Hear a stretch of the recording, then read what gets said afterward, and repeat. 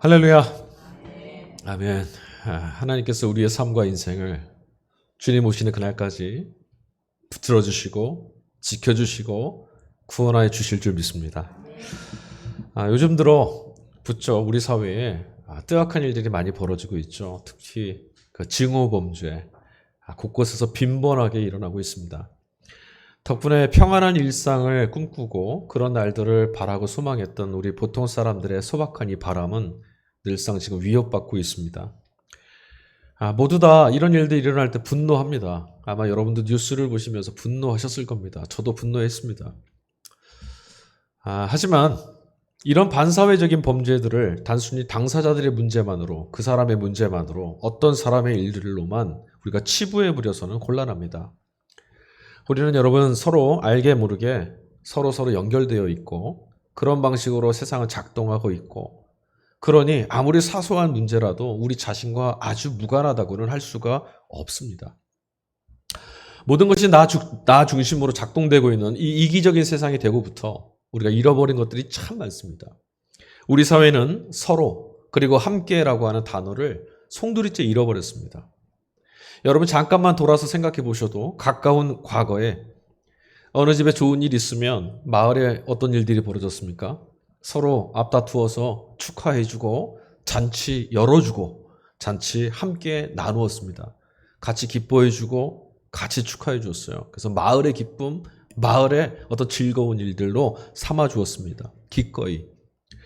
그런데 이런 일들은 이미 옛날 옛적에 동화에나 나올 법한 그런 이야기가 되고 말았습니다. 먼 친척보다 가깝다라고 하는 이웃들은 실종돼 버렸고 나 이외의 타자는 그저 늘상 비교와 경쟁, 저 사람만 없으면 괜찮은데 싶은 그런 경쟁의 대상이 되다 보니까 내가 행복해질 수 없다면 저 사람만 행복해지는 꼴은 볼 수가 없게 됐습니다. 그래서 누군가의 행복을 파괴해서라도 나도 그들과 다르지 않다는 만족감을 얻고 싶어서 끔찍한 세상을 만들고 있습니다. 오늘 우리가 이런 세상을 살고 있는데 공교롭게도 우리가 읽었던 오늘 일독서 구약 본문 안에서도 아주 뜨악한 사건 하나를 우리 읽게 됐어요. 모두가 작당해서 한 사람의 삶을 파멸로 몰아넣는 아주 악마적인 모습을 우리가 봤습니다. 성경 안에서. 그것도 어떤 가정이냐면 믿음의 가정, 야곱의 집안, 이스라엘의 집안에서 일어났던 사건입니다. 물론 배가 다른 형제들이었지만 그래도 한 가족이라는 것은 분명합니다. 그런데 형제들에 의해서 막내 아들 요셉이 죽음에 내몰렸습니다. 성서 기자는 오늘 이 말씀, 이 사건을 비교적 덤덤하게 있는 그대로 우리에게 기록해서 전해주고 있습니다. 왜 그럴까요? 놀라지 않았을까요? 감추고 싶지 않았을까요? 왜 이런 이야기들을 성서 기자는 가감없이 우리에게 아무 일 아닌 것처럼 기록해서 읽혀주고 있을까요? 결국 뭐냐면 가족이라 하더라도 사람의 본성이란 다르지 않다. 별 수 없다라는 겁니다. 여러분 인내심이 있고 참을성이 있고 체면 잘 지키고 세련되고 인격적인 사람들이 있기는 하죠. 그러나 여러분 조건이 조금만, 환경이 조금만 달라지게 되면, 그리고 자신의 한계를 조금만 벗어나게 되면 결국은 이기적이고 파괴적인 본성은 여실히 드러납니다. 인간은 궁극적으로 모두 다 똑같습니다. 가정 안에서도 이런 일이 일어났으니 사회 안에서는 두말하면 잔소리죠. 이런 일이 일어날 때, 이런 세상을 살아야 될 때 우리가 가지고 있는 쉽게 빠져드는 착각 중에 하나는 예수님 믿으면, 신앙생활을 하면, 종교인이 되면 더 인격적이고 더 참을성이 있고 더 세련되고 더 책임적이고 더 능력이 있어서 시련이나 역경이 찾아와도 이길 수 있을 거다. 그런 사람이 될 수 있을 것이다라고 속단한다라는 겁니다. 하지만 여러분 오히려 신앙인으로 살면, 신앙인으로 세상을 살다 보면 더 힘겹고 속상한 일이 일어날지도 모릅니다. 자, 삼독서 복음서 말씀, 우리가 함께 읽은 이 복음서 말씀이 이 사실을 우리에게 가르쳐 주는 거예요. 자, 오늘 본문이 어떻게 시작됐죠? 예수님의 제자들을 부추겨서 빨리 강 건너편으로 배를 띄우고 건너가라고 하셨어요. 급하게 제자들이 배를 띄웠습니다. 방금 전까지만 해도 군중들이 엄청 많이 몰려 있었어요. 우리 지난주 읽었던 본문 오병이어의 사건이 광야에서 일어난 놀라운 일들이 있었습니다. 군중들이 많이 몰렸습니다. 성인 남자만 5,000명이 먹고도 남음이 있었다. 그러니까 여자와 아이들 아주 작게 잡아도 10,000명 정도 되는 사람들이 모여들었는데 모두 다 뿔뿔이 흩어졌고 제자들만 지금 배를 타고 건너가고 있습니다. 이런 대목을 보면 예수님이 명령을 주시는 이도 또 예수님의 명령을 끝까지 따르는 것도 언제나 제자들에게만 주어진 몫이라는 걸 우리는 알 수 있어요. 그러니까 사람들 예수님 말씀 듣는 건 좋아해도 예수님 명령 따라 사는 거 제자들만 하는 거예요. 주님 없이, 왜냐하면 지금 예수님께서 제자들을 떠내보내신 다음에 어떻게 하셨냐면 산에 기도하러 가셨어요. 제자들이 혼자 떠난 거 아닙니다. 예수님이 지금 떠나 보내셨어요. 그리고 본인은 기도하러 가셨습니다. 예수님 없이 지금 제자들끼리 나선 이 길, 여러분 왠지 불안하지 않으십니까? 이 천덕꾸러기인 제자들끼리 배를 타고 건너가야 됩니다. 뭔가 불안불안하고 위태하다는 생각이 자꾸 일어납니다. 그리고 마침내 이런 우려는 정말 현실이 됐습니다. 평온하게만 보였던 바다가 순식간에 한순간에 돌변하더니 금방이라도 제자들이 탔던 이 배를 삼킬 것처럼 바람과 파도가 덮쳐오기 시작했습니다. 그런데 여러분, 이 사건은, 이런 현상, 이런 상황은 사실은 이 14장 본문 앞단락에서 이미 충분히 예상할 수 있는 힌트를 우리에게 주었습니다. 14장 1절과 2절을 보니까 이런 말씀이 써 있어요. 그 무렵에 분봉왕 헤롯이 예수의 소문을 듣고서 자기 신하들에게 말하였다. 이 사람은 세례자 요한이다. 그가 죽은 사람들 가운데서 살아났다. 그 때문에 그가 이런 놀라운 능력을 발휘한 것이다. 무슨 말일까요? 여기서 이 1절이 시작하는 그 무렵은 이라고 하는 이 그 무렵이 언제냐면 예수께서 하나님 나라 복음을 전하시던 즈음이었고 또 이 무렵이 어떤 때였냐면 예수님 앞서서 하나님 나라 복음을 전했던 세례자 요한, 그가 분봉왕 헤롯에 의해서 목이 잘려 참수당한 일이 벌어졌던 때입니다. 그러니까 지금 요한에게 일어났던 사건은 단순히 남의 이야기가 아닙니다. 똑같이 하나님 나라 복음을 전하고 있던 예수님과 예수님의 제자들에게 닥쳐온 현실적인 위험이에요. 요한에게 일어난 일은 이제 예수님과 제자들에게도 일어날지 몰라요. 제자 공동체가 처해 있는 암울한 내일, 암울한 운명, 이게 마치 오늘 본문에서 우리가 읽은 풍랑과 바람에 침몰하게 생긴 아주 그 작은 배, 다를 바가 없는 거예요. 형편이 언제라도 물에 삼켜서 빠질 수 있어요. 난파될 수 있습니다. 망할 수 있습니다. 아주 위태로운 상황입니다. 상황이 이렇게 되자 호기롭게 아주 주님을 따라서, 주님, 내가 주님을 봤으니까 주님이시라면 날 좀 오게 하십시오. 그리고 물에 뛰어들었던 제자, 누구죠? 수제자 베드로. 그런데 이 수제자 베드로조차 이런 상황에서 어떤 일이 벌어졌냐면 예수님께 믿음 없는 자라고 책망받는 일이 생겼어요. 다시 말하면 이런 상황에서는 다 필요 없습니다. 형편없는 믿음이 파괴되고 믿음이 아무것도 없어진 것 같은 이런 상황에 떨어질 수 있어요. 제자 공동체가, 예수를 믿고 따르는 교회 공동체가 이런 상황에 지금 놓여 있었다라는 거예요. 자, 제자들에게도 바람과 파도가 지금 찾아왔습니다. 풍랑이 막 일었습니다. 그럼 우리 이렇게 생각해 볼 수 있죠. 이 제자들에게, 예수님을 따르는 이 제자들에게 방금 전에 광야에서 엄청난 기적을 일으키시던 이 예수님의 제자들이라면 그들이 바람과 풍랑도 피해갈 수 있을 만큼 믿음이 없었던 건가? 이런 생각해 보신 적 없어요? 아니면 물 위를 걸었던 베드로 정도는 아니어도 예수님의 제자라면 이런 파도, 이런 풍랑 정도는, 이런 시련쯤은 너끈히 느긋하게 흔들림 없이 이겨낼 수 있을 만큼 그 정도 믿음은 있어야 되는 건 아닐까? 그런 생각 한 번도 안 하셨습니까? 여러분은 어떻게 생각하십니까? 다른 사람도 아니고 예수님의 제자들이에요. 예수님 말씀, 예수님 명령 따라 세상을 향해 나아가는 제자들. 사실 이 물음은요, 지난 주일에도 제가 한번 했어요. 지난주 말씀에서 제가 이런 말씀을 드렸을 겁니다. 야곱이 하나님의 옷자락을 붙들고 씨름했던 것처럼 우리가 주님께 매달려 기도하면 우리의 삶과 형편에도 오병이의 기적이 일어날까요? 내가 이렇게 질문했었죠. 이 물음과 똑같은 물음입니다. 믿음이 있으면, 우리 안에 이 정도 믿음이 있으면 이런 상황은, 이런 환난은, 이런 역경은, 이런 고난은 지나가지 않을까? 있어도 이겨낼 수 있는 건 아닐까? 여러분, 우리가 이런 식으로만 생각하게 되면 오늘 저와 여러분이 처한, 우리 각자가 처해 있는 숨막히는 상황들, 내일 감당할 수 없는 환난들, 역경, 어려움, 모두 다 우리 탓입니다. 믿음이 없어서, 매달리지 않아서, 신실하지 않아서. 정말 그렇습니까? 제가 이 말씀을 처음 읽을 때 지금 여러분에게 한 번 말씀드렸어요. 이들이 지금 배를 타고 떠난 것은 예수님을 뒤에 등지고 자기들끼리 떠난 길이 아닙니다. 예수님이 그들을 떠나보내셨습니다. 우리가 이 말씀을 읽을 때 유념할 것이 있어요. 제자들에게 왜 이런 상황이 벌어졌느냐, 혹은 왜 베드로는 물에 빠졌느냐, 넌 어쩌다가 그렇게 물에 빠졌느냐, 이건 핵심이 아닙니다. 이런 물음은요, 결국 우리 스스로를 구원해내지 못했을 만큼 믿음이 없었다라고 말하는 신앙적 정죄를 초래할 뿐입니다. 믿음을 자신의 업적처럼 생각하는 자기의 또 다른 얼굴이에요, 이건. 하지만 여러분, 제자들이 지금 처해 있던 이런 시련은 방금 말씀드린 것처럼 그들의 믿음의 수준, 믿음이 있냐 없냐, 믿음이 얼마나 대단하나 아니냐, 이런 수준과는 저는 무관한 일이었습니다. 예수님이 먼저 떠나보낸 길이었습니다. 이런 상황은 그들이 초래하지도 않았고요, 스스로 벗어나거나 막아낼 수 있는 일도 아닙니다. 말 그대로 지금 이 폭풍 속에서 그들이 할 수 있는 일은 아무것도 없습니다. 만약 제자 공동체가 떨어져 있는 이 상황이 믿음의 문제 그것 하나만이라고 한다면 여러분, 우리들의 운명도 절망적입니다. 오늘은 믿음이 있어서 이런 시련쯤 너끈히 건너갈 수 있을 것 같아도 어느 한순간 우리는 과연 도대체 내가 과연 믿음이 있었던 사람인가 싶을 만큼 형편없는 상황에 떨어질 때도 있어요.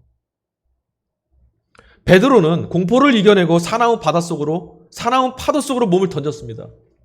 여러분이 본문을 읽을 때마다 이 베드로 참 미련해. 그거 뭐 겁이 나서 또 물에 빠졌을까라는 생각을 갖지만 여러분, 사람은 물에 빠지면 지푸라기라도 잡습니다. 이게 본능인 겁니다. 제 몸보다 아주 작은 널빤지 하나라도 그것 붙잡으려고 발버둥 치는 게 인간이에요. 그런데 지금 베드로가 바다로 자기 몸을 던졌습니다. 이건 아무나 할 수 없는 믿음을 지금 보여주는 겁니다. 여러분, 베드로 좀 하실 수 있겠어요? 저는 못합니다. 바다를 안 가보셔서 그래요. 폭풍 치는 바다 보시면 발걸음이 안 떨어집니다. 그런데 이렇게 놀라운 믿음을 보여줬던 베드로가 무리도 걸었습니다. 그런데 귓가를 스치는 바람소리에 속절없이 무너져서 하염없이 시퍼런 바다 물속으로 빠져들기 시작했어요. 이게 뭘 말하는 겁니까? 아무리 대단해 보여도 우리가 가진 믿음이라는 것이 얼마나 쉽게 무너질 수 있는 것인가? 우리의 믿음이라는 것이 우리를 구원하기에 얼마나 턱없이 부족한 것인가를 보여주는 겁니다. 그러니까 나는 믿음이 좋아. 저 사람 믿음이 대단해서 구원받을 만해. 하나님 앞에서 성립될 수 없습니다. 그렇다고 해도 여전히 아마 우리는 이런 생각할 겁니다. 베드로 믿음이 수준이 낮아서 그런 것뿐이야. 베드로가 믿음이 좀 더 있었더라면 안 빠졌을 거야. 그렇죠, 여러분. 그렇게 생각하셨죠?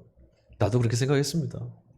여러분, 그렇다면 만약에 이게 정말 베드로가 믿음이 형편없으니까 이렇게 된 거야 라고 한다면, 그렇다면 바알과 아세라를 섬기는 제사장 850명과 싸워 이겼던 불셀출의 선지자, 하나님을 향한 뜨거운 믿음, 신앙의 능력이 대단했던 능력의 선지자 엘리야라면 여러분 어떻습니까? 엘리야면 이런 시험 빠지지도 않고 이겨낼 수 있었을까요? 대답을 좀 해보세요. 베드로는 믿음이 없어서 믿음의 수준이 낮으니까 물에 빠졌다고 우리가 한다면 엘리야라면 어떻습니까? 오늘 일독서 선택본문으로 주어진 열왕기상 19장 말씀입니다. 11절에 후반절에 엘리야가 이렇게 말합니다. 나는 이제까지 주 만군의 하나님만 열정적으로 섬겼습니다. 그러나 이스라엘 자손은 주님과 맺은 언약을 버렸고 주님의 제단을 헐어버렸으며 주님의 예언자들을 칼로 쳐 죽였습니다. 이제 나만 홀로 남았는데 그들은 내 목숨마저도 찾아내려고 애를 쓰고 있습니다. 엘리야가 방금 전에 어떤 일이 있었는 줄 아세요?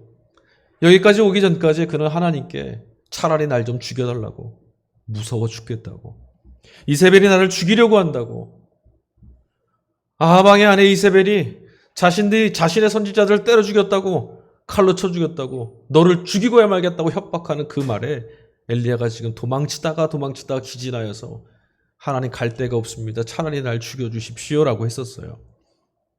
그리고 하나님 그를 일으켜 세우고 회복하게 하신 다음에 그 다음에 엘리야가 지금 하는 말이에요. 그런데 돌아보니 아무것도 없어요.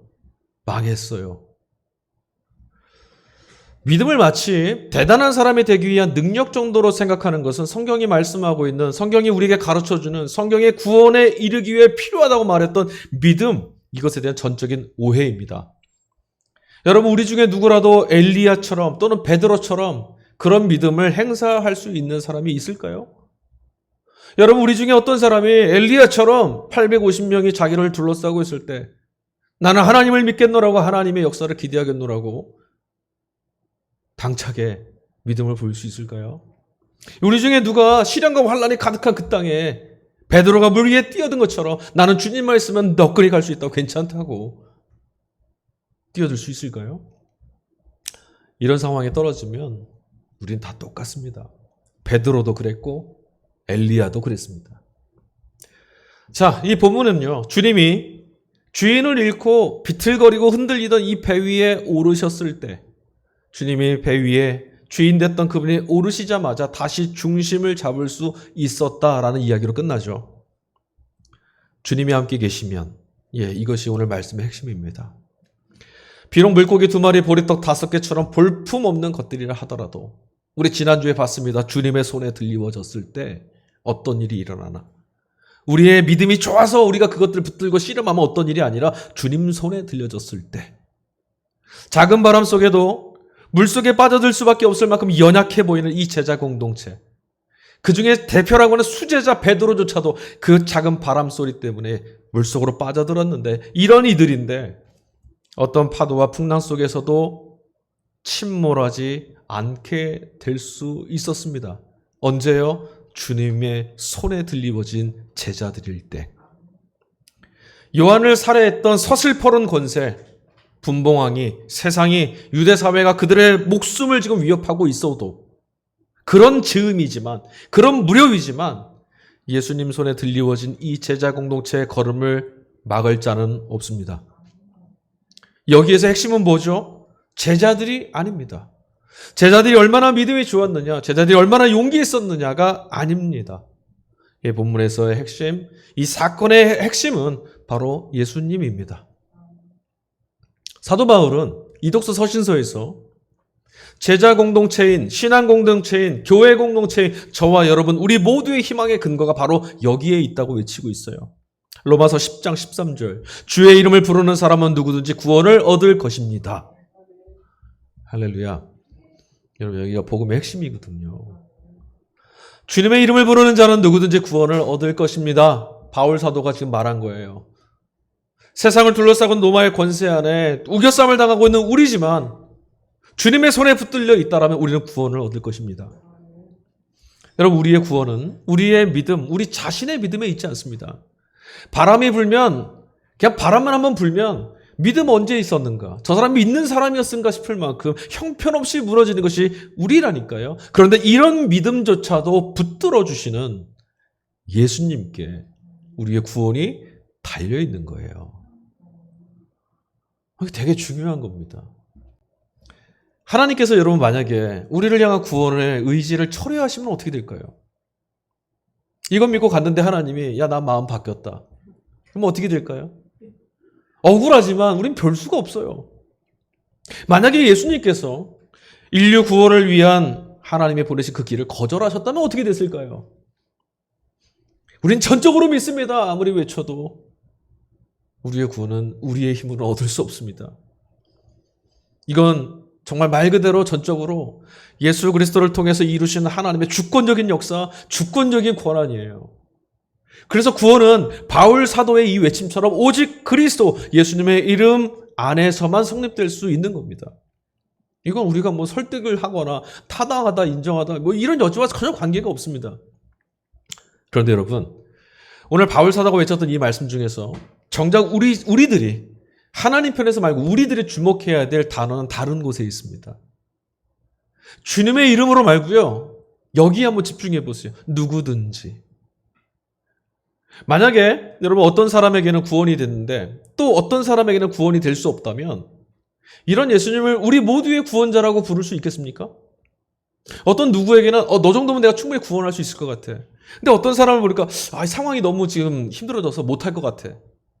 이런 구원자, 인류의 구원자일 수 있어요? 없어요. 여러분, 우리 나 자신은 운 좋게 주님을 믿게 됐어요. 그렇게밖에 설명 못하겠어요. 내가 어떻게 예수를 믿었는지 모르겠습니다. 하나님의 전적인 은혜죠. 내 입장에서 보면 운이 참 좋아요. 그렇지 못한 사람이 참 많은데, 나는 운 좋게 주님을 믿게 되었고 하나님 구원에 들어왔다고 해도 여러분, 이거 사정 달라지지 않습니다. 오늘은 구원받았다라고 자랑하고 으쓱댄다 해도 누군가에게 구원이 될 수 없는 그런 상황에 내가 떨어진다면 어떻게 될까요? 어떤 사람이 하나님의 구원에 참여하지 못할 만큼 지금 아주 위급한 순간 환난 가운데 떨어져 있습니다. 그런 일이 내게 벌어지면 어떻게 될까요? 그럼 나는. 그러니까 여러분, 문제는 지금 말씀드린 것처럼 모두 언제 어느 날 어떤 사람이 두려움에 떨어졌던 그 처절한 상황에 우리가 떨어질지도 모르는데, 그런 상황에도 누구라도 구원내실 수 있어야만 구원자이실 수 있어요. 근데 우리는 모두 이런 상황에 떨어져 있거든요. 오늘은 괜찮지만 내일 저 사람의 상황에 떨어질 수 있어요. 오늘은 엘리야가 바알의 선지자하고 싸워서 이긴 승리의 자리에 서 있었지만, 오늘은 예수님이 오병이어의 기적을 일으키신 찬양받고 칭송받는 그런 자리에 서 있을 수 있지만, 내일은 하나님 차라리 나를 죽여주십시오 하는, 주님 살려주십시오, 물속에 떨어지고 있습니다라고 할 수밖에 없는 그런 상황에 우리도 떨어질 수 있습니다. 그럼 그때 주님은 누구든지 구원하시는 구원자이십니다라는 바울 사도의 말이 들리냐는 겁니다. 다시 한번 바울 사도의 외침을 읽어보십시오. 하나님이야말로 예수 그리스도의 이름으로 누구든지 구원하시는 분이라고 했던 이 사도의 외침 안에는, 이거 단순히 사도 바울만 외친 게 아니에요. 900년 전에 이미 망해져가는 이스라엘을 향해서 하나님 말씀을 대언했던 요엘 선지자, 그로부터 이어져 왔던 이스라엘 민족 전체의 하나님을 향한 하나님 경험에 대한 고백이 고스란히 여기 담겨 있는 거예요. 이런 상황에 있었지만, 이렇게 죽을 것 같았지만, 망한 것 같았지만, 우리 힘으로는 아무것도 할 수 없어서 끝난 것 같았지만 하나님은 우리를 살려내셨다. 요엘 선지자는 요엘서 2장 32절에 이 똑같은 말씀을 이렇게 기록하고 있어요. 그러나 주님의 이름을 불러 구원을 호소하는 사람은 다 구원을 받을 것입니다. 시온산 곧 예루살렘 안에는 피하여 살아남는 사람이 있을 것이라고, 주님께서 부르신 사람이 살아남아 있을 것이라고 주님이 말씀해 주셨습니다. 주님의 이름을 부르고 구원을 간구하는 이들이라면 누구라도 하나님은 다 구원해 내실 것입니다. 저는 이 말씀 때문에 소망이 있습니다. 주님의 이름을 부르는 자는 누구라도, 다시 말하면 어떤 상황에 있더라도 주님은 다 구원해 내실 것입니다. 저는 이런 주님을 믿고 있습니다. 여러분은 이 말씀을 상투적으로 듣지 마시고 허투루 믿지 마시고, 이 말씀 안에 여러분의 인생과 여러분의 삶을 다 거실 수 있기를 소망합니다. 여기야말로 우리 신앙이 위태로운 상황에 떨어졌을 때도 넉넉히 구원해 내시는 하나님을 바라볼 수 있는 갈림길입니다. 제자들은 물 위에 걸어오시는 예수님을 보면서 큰 소리를 질렀습니다. 뭐라고 소리 질렀죠? 예수님이 걸어오시는 걸 보고, 안 써 있어요? 유령이다! 라고 소리쳤어요. 무서웠다라는 거죠. 그 말씀 앞에도 써 있습니다. 무서워서. 유령이다. 누굴 보고요? 예수님을 보고. 유령의 존재가 뭔지 아십니까, 여러분? 유령은 실체가 아닙니다. 아무리 무서워 보여도요, 유령은 우리 생명을 해할 수 없습니다. 유령은 공포에 사로잡힌 이들에게만 자신을 드러내는 헛된 존재입니다.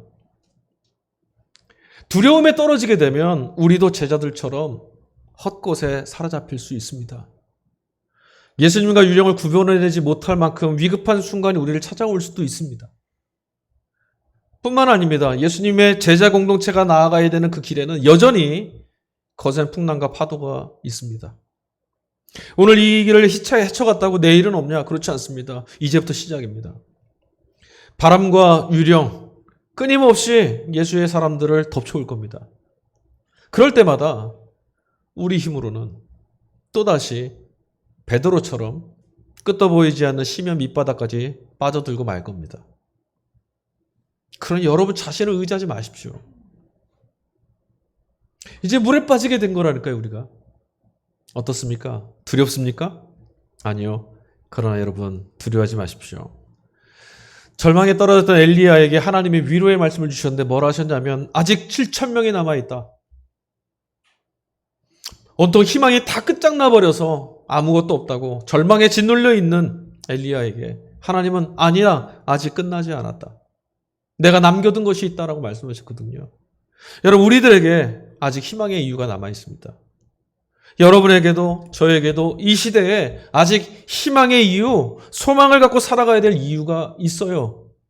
그게 뭔지 아십니까?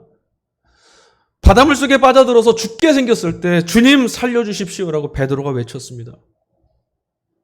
폭풍이 치고 있고 바람이 불고 있어요. 아무것도 들리지 않는데 그 사나운 파도를 헤치고 번개처럼 달려와서 빠져드는 베드로의 그 무익한, 연약한, 무능한, 믿음 없는 손을 붙들어서 건져 올렸었던 예수님. 그분이 우리들의 소망입니다. 아무리 무너지고 아무리 깨져도 여전히 예수 그리스도 그분의 이름이 남아있는 한 여러분 우리는 결코 망하지 않을 겁니다. 죽을 것 같다고요? 절대 망하지 않습니다. 세상 모두로부터 버려지고 살해당했던 벼랑 끝에서도 하나님은 정말 반드시 능히 구원해 내신다라고 했던 이 변치 않는 약속을 예수의 십자가 위에 새겨놓지 않았습니까? 십자가, 버려진 곳, 끝나버린 죽음, 다른 소망이 없는 곳, 그곳에서 하나님은 예수님을 일으켜 세우셨어요. 무더위, 장마, 태풍에 이르기까지 여러분 혹독한 여름이 지나가고 있습니다. 어쩌면 여러분도 이 계절보다 더 혹독한 시간을 지나고 계신지도 모르겠습니다. 여러분 예술가들은요, 이런 계절 속에서도요, 초록으로 변해가고 있는 나뭇잎을 보면서 태양을 보고 있고요, 흔들리는 풀잎새 하나, 그 안에서 바람도 읽어낸다고 합니다. 볼 수 없던 바람의 존재가 눈에 들어올 때까지 들리지 않던 꽃이 피는 그 소리, 무슨 헛소리 같은가. 근데 그 소리가 들릴 때까지 모든 감각을 집중하면서 기다리고 있는 이들, 그런 사람들이 예술가라고 하더라고요. 자신의 눈에 들릴 때까지, 자신의 귀에 들릴 때까지. 여러분 세계가 열릴 때까지 기다리고 또 기다리는 예술가들의 그 갈급함과 목마름, 이건 원래 우리의 것입니다. 하나님 나라를 꿈꾸고 이런 애통하고 슬퍼하며 가난하게 살아가는 이 복 없는 땅에 살아가는 이 현실에서 하나님의 구원을 향한 갈급함과 하나님의 역사를 향한 열망, 맞습니다. 예수님을 향한 갈급함, 목마름을 안고 여러분 여기에 우리 모든 것들을 기울이고 집중하며 살아가는 것, 그래서 그 세계가 예수님 안에서 열려져 있다는 것을 보게 되는 것, 이게 우리 신앙인들의 삶이어야 합니다.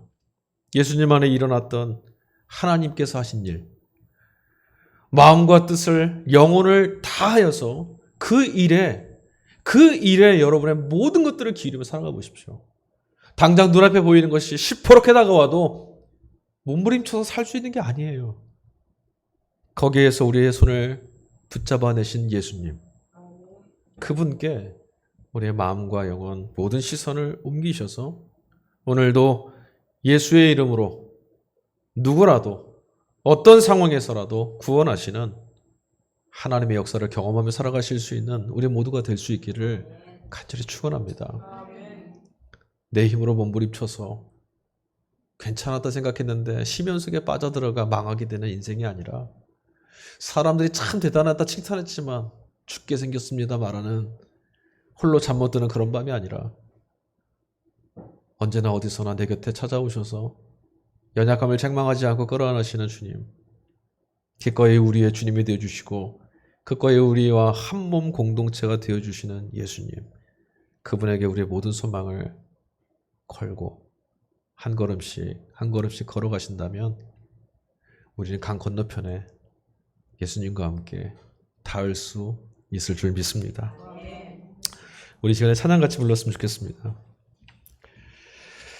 우리가 지치고 고나고 힘들 때 어떻게 하면 좋을까? 무엇을 할까? 몸부림치게 되죠. 근데 오늘 말씀대로면 그때 오히려 우리가 할 것은 우리를 향해서 무리를 건너오시는 주님, 우리를 위해서 모든 걸 걸고 찾아내시는 주님, 그 주님을 바라보는 것밖에 답이 없습니다. 우리 힘으로 일어서서 산 위에 올라가는 것이 아니라 주님이 우리를 이끌어 가실 겁니다. 종말의 날에 우리의 구원은 우리에게 달리는 것이 아니라 하나님 앞에서 저들이 아버지께서 내게 맡기신 사람들입니다. 증언해 주시는 예수님께 달려있거든요. 우리 같이 이 찬양 부르시면서 우리의 소망이 주님께 있다라고 고백합니다.